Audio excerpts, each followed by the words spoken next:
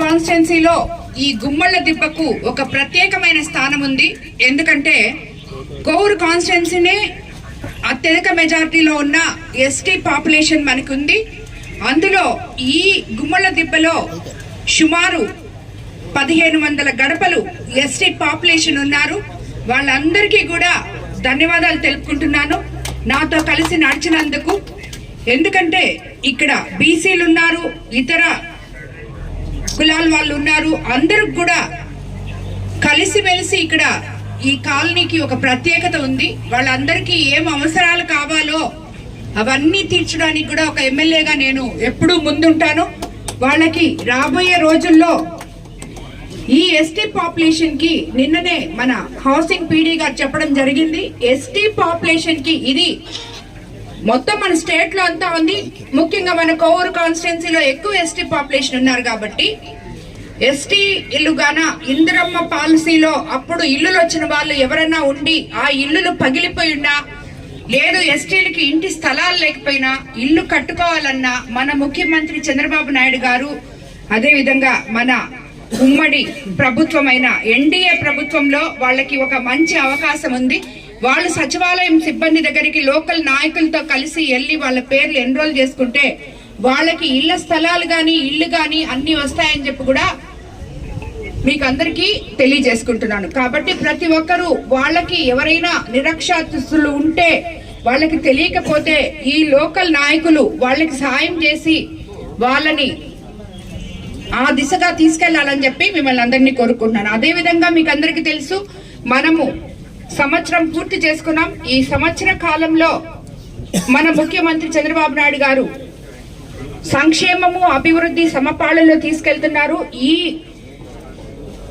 ఈ గుమ్మళ్ళ దిబ్బలో ఎక్కడైతే ఇది వరకు ఎన్నో సంవత్సరాల నుంచి ఈ కొత్త కాలనీలో కరెంట్ స్తంభమే లేకుండా ఉండింది. ఈ రోజు 200 కరెంట్ స్తంభాలు మన ప్రభుత్వం అధికారంలోకి వచ్చినాక ఇవ్వడం జరిగింది.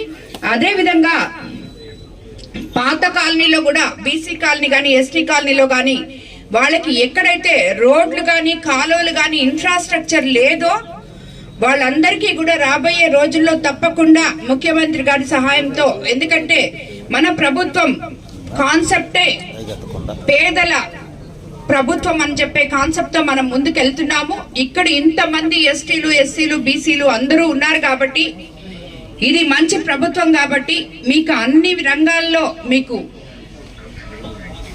మిమ్మల్ని ముందుకు తీసుకెళ్తామని చెప్పి మాటిస్తున్నాను. అదే విధంగా ఇక్కడ వీవర్స్ కూడా ఉన్నారు ఈ కాలనీలో.